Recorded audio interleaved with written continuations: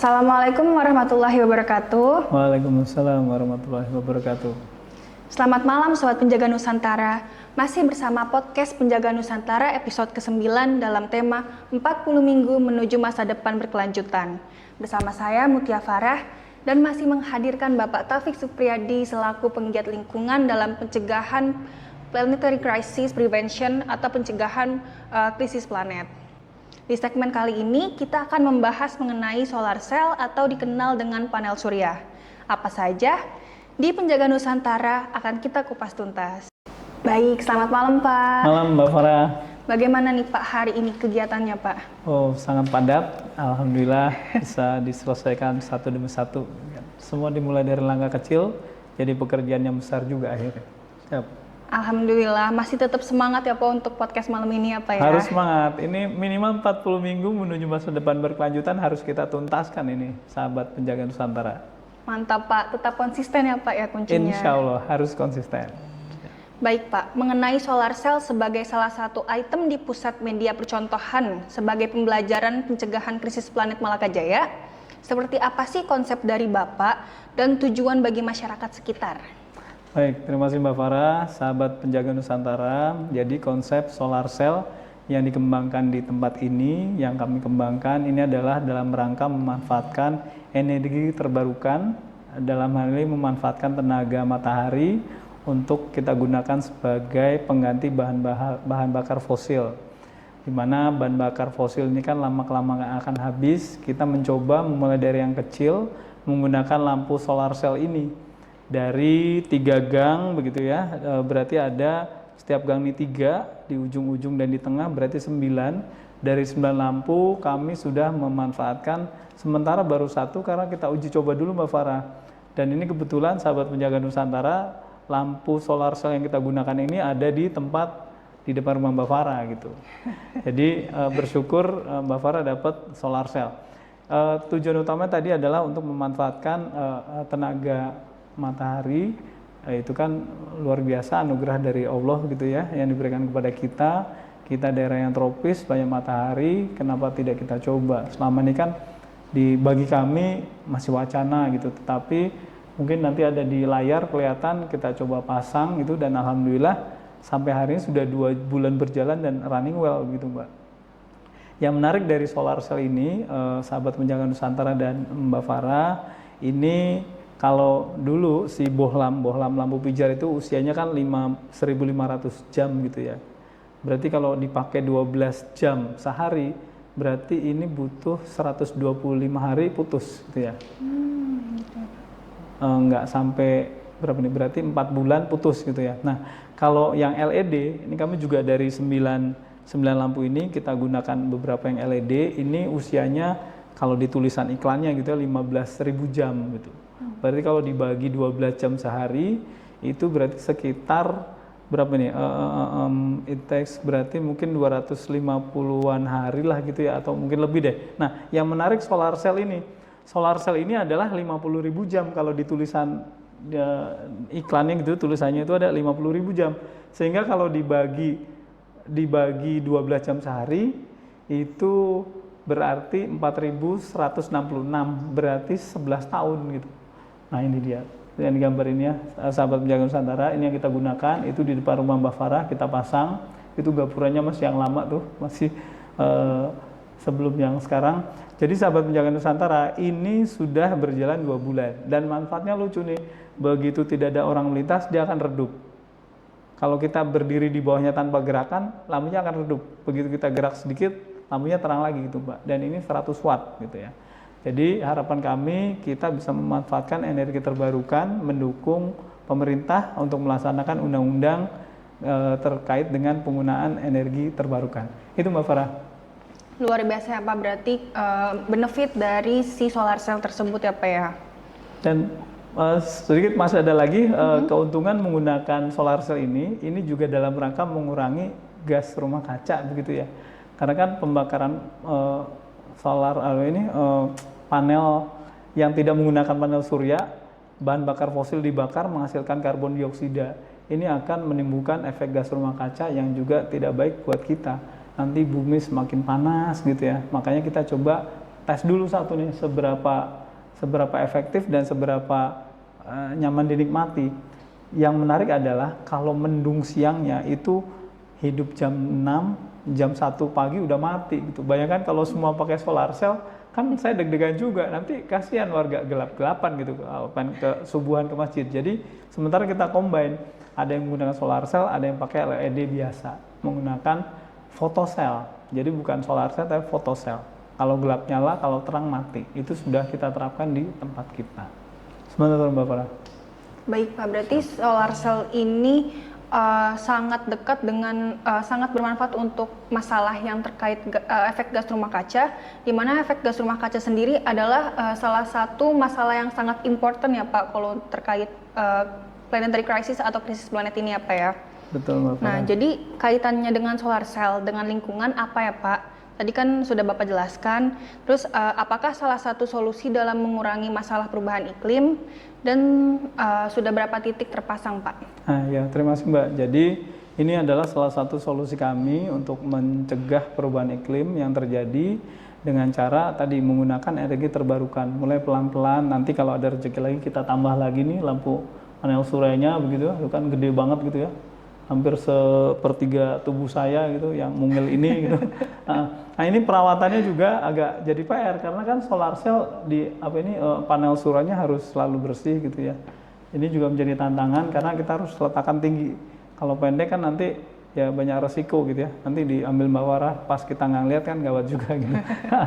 Jadi memang ini tantangan kita untuk menjaga bumi tetap lestari, dalam hal ini konsentrasi kepada pencegahan perubahan iklim, memanfaatkan energi yang ada. Dan ini adalah kalau tidak salah item ke-14 kita di 40 item pencegah krisis planet di Malaka Jaya. Baik Gitu, Pak, jadi kan untuk saat ini sudah terpasang 1 titik ya Pak. Kedepannya rencana Bapak kira-kira akan ada berapa titik nih Pak? Ya baik, terima kasih Mbak Farah. Ini kita sambil timbang-timbang, lihat harga di e-commerce, kemudian di toko-toko lain gitu ya, kita cek ke toko sebelah siapa tahu ada yang lebih murah. Ini kan juga agak mahal gitu, jadi kami masih timbang-timbang, mungkin akan kami coba mungkin separuhnya lah di ujung-ujung kita coba gitu, supaya paling tidak kita memberi warna gitu kalau kita sudah memanfaatkan ini dari tempat terkecil di rukun tetangga gitu ya. Luar biasa sekali Pak Taufik. Tadi karena ngelihat dari screen tersebut ya Pak yang ada di sini, Bapak masangnya ini dari gapura lama, berarti Bapak sudah visioner ya Pak, memikirkan bagaimana cara kita untuk mencegah krisis planet untuk kedepannya ya Pak ya. Siap, betul Mbak Farah, itu kelihatan masih gapura yang lama ya. Jadi ini sudah 3 bulan kalau tidak salah ini kita pasang ini, dan alhamdulillah sampai sekarang masih running well gitu. Memang agak sempat parno juga pada saat dilihat malam-malam dari CCTV di lokasi ini, kok kenapa terlalu gelap gitu. Ternyata karena tidak ada orang melintas. Begitu ada gerakan radius 20 meter kanan kiri depan belakang, itu dia akan terang 100 watt maksimal gitu. Oh, CCTV mulai terlihat terang gitu. Awal-awal wah ini jualan kok jelek gitu. Saya suzon. Ternyata enggak. Memang tekniknya kalau tidak ada gerakan dia redup, kalau ada gerakan dia terang. Bahkan yang lucu, saya lihat di CCTV itu suatu malam pernah ada orang mungkin lagi main HP, tiba-tiba lampunya jadi terang, dia kaget lari dia gitu. Jadi ini lucu lah gitu. Mudah-mudahan sih ada rezeki kita akan coba scale ke titik lain gitu menggunakan solar cell ini. Karena tadi dari iklannya it up to 50.000 jam gitu, penggunaannya luar biasa. Ini kan akan hidup 12 jam saja gitu, dari jam 6 pagi sampai 6 malam kalau siangnya terang. Kalau siangnya mendung tadi jam 4 kita keluar subuhan udah mati gitu lampu. Gitu Mbak. Siap. Mantap Pak Taufik, luar biasa Pak Taufik. Terima kasih Mbak Farah. Karena penjelasannya cukup panjang nih ya Pak, dan cukup dalam atau deep gitu ya Pak. Mungkin baiknya sekarang kita bisa minum dulu ya Pak. Oke, boleh Mbak Farah, terima kasih. Iya, silakan Mari Bapak. minum teman-teman sahabat penjaga Nusantara. Terima kasih Mbak. Iya. Kayaknya Mbak Farah habis masak nih, masih hangat airnya nih. Betul Pak Taufik. Baik Pak, tadi kan Bapak sempat menjelaskan ya Pak kalau solar cell ini dia berarti memakai sensor ya Pak, karena ketika nggak ada orang dia mati, pas ada orang dia hidup. Kalau boleh tahu sistem dari solar cell ini bagaimana ya Pak? Baik, terima kasih Mbak. Ini pertanyaan dalam sekali. Jadi lampu solar cell yang kita pasang ini tidak memerlukan aliran listrik tambahan gitu. Jadi betul-betul murni itu lepas begitu saja. Kalau lihat di gambar, tinggal dipasang di tiangnya begitu. Ada tiang listrik panjang, kemudian ada tambahan tiang. Kita masukkan ke posisi tiangnya, dipasang begitu saja, dia udah pasti nyala gitu. Tinggal dinyalakan saklarnya, dipasang sampai yaitu tadi 50.000 jam, insya Allah masih hidup gitu. Jadi perawatannya hampir minim. Hanya kalau bisa di petunjuknya 6 bulan sekali diusap lah gitu di atasnya, biar nggak terlalu ngerak gitu. Itu aja sih Mbak. Ini sebetulnya menarik, hanya untuk biaya pembeliannya kan masih relatif mahal dibandingkan yang lain. Tetapi kalau melihat usianya sampai 50.000 jam, berarti berapa tadi kita hitung? 11 tahun Pak. 11 tahun ya. 4.166 hari penggunaan kan kalau 12 jam. Ini kan berarti sangat worth it gitu. Yo, saya sih pelan-pelan pengen juga nanti kalau ada yang mati lagi, jangan beli bohlam lagi, beli solar cell gitu kan, keren juga sih. Itu Mbak, niat kami ini paling tidak di setiap sudut ada contoh solar cell yang bisa kita pamerkan ke depan. Sehingga nanti kalau nanti misalkan ada pejabat yang datang sini, kita bisa pamerkan bahwa di wilayah ini sudah menggunakan solar cell yang banyak gitu. Itu Mbak. Mantap sekali Pak Taufik. Siap. Berarti untuk solar cell ini tidak butuh stop kontak ya Pak? Tidak butuh stop kontak dan tidak perlu perawatan maksimal itu. Hanya yang penting titiknya tepat, taruh di atas, tidak ada halangan, dapat materi yang cukup. Saya kira luar biasa powerful. Makanya ini taruh di depan rumah Mbak Farah ini biar panasnya seharian tuh kan. Betul. Ini ide bagus sih Pak, karena bukan hanya bermanfaat untuk mencegah global warming. Yang pertama, terus yang kedua berarti kan menghemat tempat juga kan Pak, karena tidak butuh stop kontak. Terus yang ketiga, benefit dan juga umur dari solar cell ini sangat lama ya Pak ya. Betul Mbak Farah, sangat lama. 50.000 jam dibandingkan dengan bohlam yang hanya 1.500 jam saja. Betul, baik Pak. 11 tahun cukup lama ya Pak. Lama sekali itu. Nah, tapi saya ingin melihat lagi nih Pak ke screen sini. Di sini ada kontribusi masyarakat, ada tantangannya, dan juga perubahan iklim dan lain-lain ya Pak ya. Kalau dari Bapak sendiri terkait kontribusi masyarakat terhadap perubahan iklim itu bagaimana Pak? Baik, jadi memang ini tantangan kita. Kalau tadi melihat gambar ini di sisi kanan, itu terlihat bumi sedang diberi makan tadi limbah, kemudian polusi gitu ya. Nah, ini adalah menggunakan solar cell ini adalah salah satu kontribusi masyarakat untuk menjawab tantangan mencegah krisis planet. Krisis planet itu kan kalau dari gambar itu ada 3 hal. Berkurangnya keanekaragaman hayati, cepatnya perubahan iklim, sama masifnya polusi gitu. Nah, penggunaan solar cell sebagai item ke-14 dari 40 item kita yang ada di titik ini, nah ini adalah salah satu cara untuk mencegah cepatnya perubahan iklim gitu. Kita manfaatkan solar cell supaya mengurangi pembakaran fosil yang menghasilkan karbon dioksida menjadi efek rumah kaca.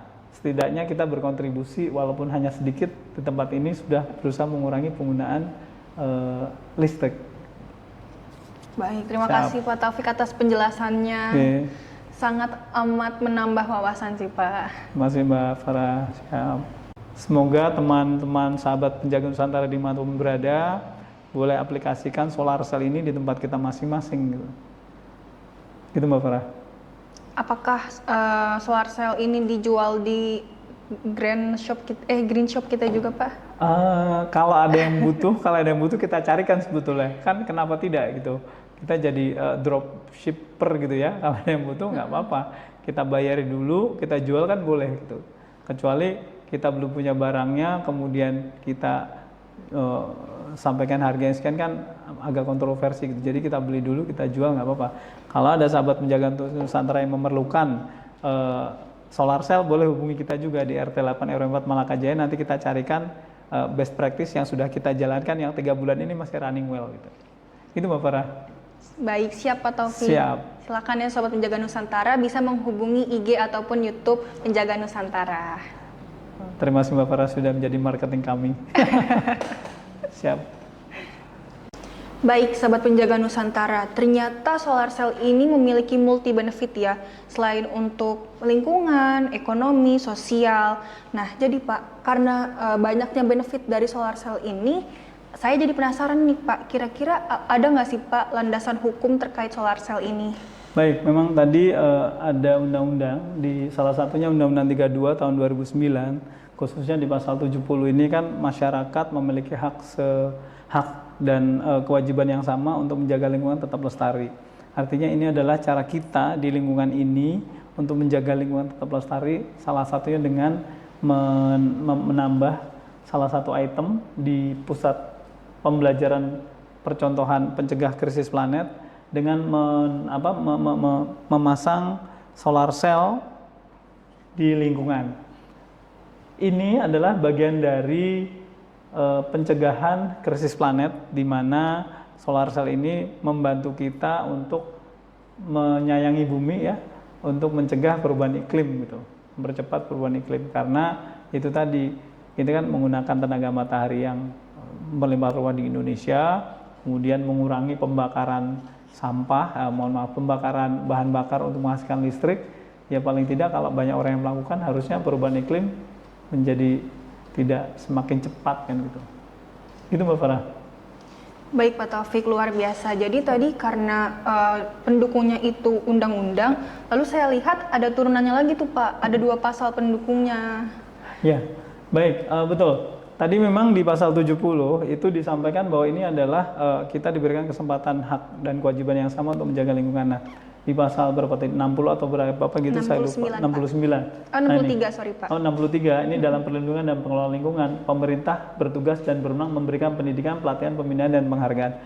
Dalam hal ini kita sebagai rukun tetangga, bagian dari pemerintah karena menggunakan APBD juga, uang operasional yang diberikan kepada kami gitu ya di level RT, kita juga berhak memberikan pendidikan, kemudian penghargaan, kemudian pembelajaran kepada warga untuk mengajak masyarakat mencintai lingkungan, menjaga dan mengelola lingkungan tetap lestari gitu.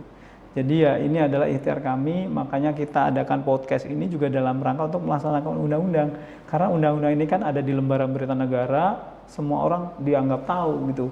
Tidak boleh kalau ada orang yang tertangkap maling ayam, kemudian begitu divonis hakim gitu, tidak bisa Pak Hakim karena saya belum pernah membaca KUHP gitu, nggak bisa. Undang-undang harus diketahui oleh seluruh warga negara. Jadi sahabat penjaga Nusantara, ayo berlomba-lombalah kita melaksanakan undang-undang yang sudah ditetapkan oleh negara ini. Kita bersama-sama menjaga lingkungan tetap lestari. Gitu Mbak. Luar biasa ya Pak Taufik, berarti selain dari segi sosial Bapak sebagai penggiat lingkungan, secara tidak langsung Bapak juga melaksanakan konstitusi hukum yang ada di Indonesia ya Pak ya? Betul Mbak, karena kita kan harus melaksanakan undang-undang seluruh-seluruhnya gitu ya. Sebagaimana Presiden juga kan berjanji untuk melaksanakan, pada saat dilantik kan untuk melaksanakan undang-undang seluruh-seluruhnya. Makanya kita pun sebagai warga negara harus ikut melaksanakan undang-undang seluruh-seluruhnya begitu. Ya kan? Berperan aktif dalam perlindungan dan pengelolaan lingkungan hidup. Ini poin penting yang harus kita tularkan kepada seluruh warga di tempat ini gitu. Itu Mbak. Baik Pak, di sini Bapak sudah paket komplit Pak, karena tadi di pasal tadi sudah ada pembinaan, terus pendidikan, dan bahkan penghargaan Bapak juga ada, luar biasa Pak Taufik. Siap, terima kasih Mbak Farah, jeli sekali Mbak Farah malam hari ini. Siap. Baik Pak, tadi Bapak sudah menjelaskan tentang triple planetary crisis, polusi udara. Nah, saya salfok sama yang hijau nih Pak, hilangnya ke hati. Maksudnya apa tuh Pak? Baik, sahabat penjaga Nusantara, ini adalah memang planetary crisis ini terbagi dalam 3 bagian. Pertama memang cepatnya perubahan iklim, kemudian masifnya polusi udara, yang ketiga hilangnya keanekaragaman hayati. Itu disingkat tuh Mbak, keanekaragaman hayati disingkat KHT, kepanjangan gitu ya. Nah, jadi hilangnya keanekaragaman hayati ini harus kita cegah dari tempat kita masing-masing. Kebetulan di sini, di tempat ini, kami para warga sudah memiliki 40 item pencegah krisis planet. Di sana terbagi menjadi 4 bagian malah. Di samping mana yang termasuk untuk mencegah perubahan iklim, salah satunya solar cell tadi. Kemudian untuk yang keanekaragaman hayati, salah satunya ada kolam gizi warga. Kemudian ada kolam gizi warga, kolam ikan hias, kemudian ada tanaman produktif, kemudian ada taman gantung, ada tanaman anggur, ada aquaponik gitu. Nah, ini dalam rangka untuk menjaga keanekaragaman hayati di tempat kita. Bahkan yang menarik Mbak Farah, dari tampilan tadi terkait dengan planetary crisis, ini saya lagi ngedevelop aplikasi yang sampai sekarang belum kelar-kelar gitu. Isinya 40 item pencegah krisis planet. Nanti kami di RT 8 RW 4 Malakajaya misalnya ini harus mengisi ada berapa tanaman produktif. Katakanlah di sini ada 800 misalnya. Kemudian di RT Mbak Farah kan kita beda RT nih. Di RT Mbak Farah ada misalnya ada 500, kalau dijumlahkan 1.300, betul ya? Betul. Kemudian di level RW berarti kan penjumlahan itu tadi RT 8 ditambah RT 7-nya Mbak Farah 1.300. Kalau di level kelurahan berarti kan RW kita ditambah RW sebelah ada berapa.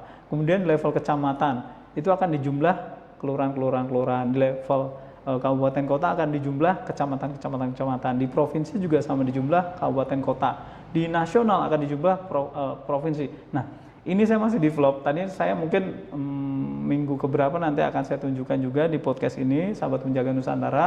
Alhamdulillah sudah 6 item yang sudah berhasil saya siapkan skripnya begitu. Mudah-mudahan nanti kita bisa coba, kita akan tunjukkan di sini gitu ya, betapa aplikasi ini insya Allah akan bermanfaat buat membantu Bu Menteri, bahkan membantu Presiden. Kenapa? Kita harus mulai dari tempat kita gitu. Kita harus declare bahwa ini kita berusaha untuk menjaga lingkungan tetap lestari dengan mendata ada berapa masing-masing item pencegah krisis planet di tempat kita. Yang kalau digabungkan, ini kan luar biasa. Kemudian saya dari sisi sebagai Wakil Ketua Umum Dewan Pimpinan Pusat Asosiasi Rukun Warga Rukun Tetangga se-Indonesia, kalau aplikasi ini sukses di tempat kita, saya akan scale ke RT-RT yang lain. Itu Mbak. Jadi bayangkan kemarin kita kedatangan Pak Edi Swito, Ketua RW 1 Pondok Bambu, beliau sudah mendeklarasikan untuk sister village dengan kami di RT 8 RW 4 Malakajaya.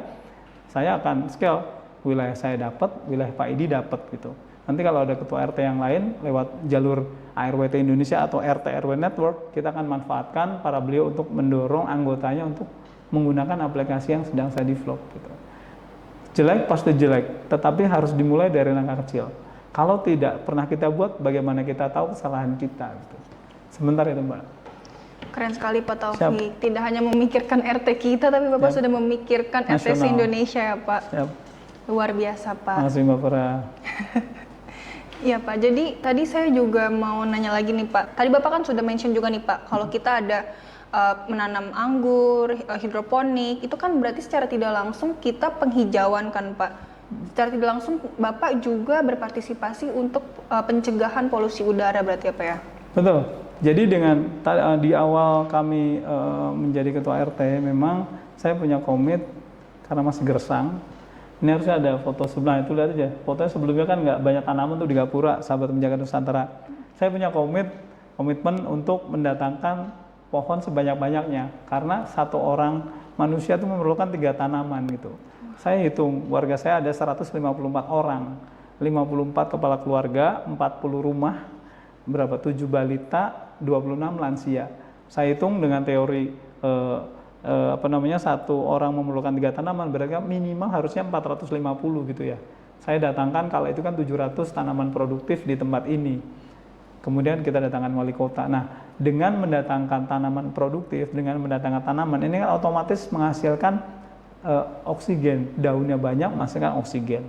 Nah, ini tentunya dengan menghasilkan oksigen, tanaman ini kan menyerap karbon dioksida. Ini kan membantu negara ini, membantu bumi, bahkan mengurangi efek rumah kaca ini gitu. Jadi balik lagi, sekecil apapun yang kita lakukan insya Allah akan bermanfaat untuk alam semesta ini gitu Mbak. Masya Allah. Siap. Super sekali Pak Taufik. Iya, Mbak. Baik Pak, setelah membahas penjelasan yang sangat panjang dan daging tadi Pak, jadi kita tidak hanya membahas terkait lingkungan hidup, ada baiknya kita juga hidup nih Pak dengan PT Hidup Jaya Abadi. Silahkan diminum Pak. Oh baik, terima kasih PT Hidup Jaya Abadi. PT Hidup Jaya Abadi. Terima kasih Mbak Farah. Ya, sama-sama Pak. Baik, pemirsa Sobat Penjaga Nusantara, luar biasa episode kali ini sangat amat inovatif dan juga menginspirasi. Sebelum kita menutup episode kali ini, dari Bapak Taufik, apakah ada closing statement Pak? Baik, terima kasih Mbak Farah. Sahabat Penjaga Nusantara, tetaplah terus berbuat baik. lakukan yang terbaik untuk lingkungan kita, karena manfaatnya pasti akan kita dan anak cucu kita yang rasakan. Jadi ini adalah sedekah kita kepada lingkungan, insya Allah akan kembali kepada kita semua. Itu Mbak Farah. Super sekali Pak Taufik. Siap. Baik, sahabat penjaga Nusantara, bahkan solar cell pun terintegrasi di masyarakat sebagai salah satu cara melestarikan lingkungan. Sejatinya kita adalah penjaga alam, bergeraklah dengan peduli lingkungan sebagai investasi masa depan. Mau tahu persisnya tentang pencegahan krisis planet? Di Penjaga Nusantara, solusinya. Bersama tumbuh maju. Sukses Jakarta Untuk Indonesia. Terima kasih Pak Taufik. Terima kasih Mbak Farah. Sehat-sehat terus Pak. Sehat terus. Selamat malam sahabat penjaga Nusantara. Terima kasih sahabat penjaga Nusantara.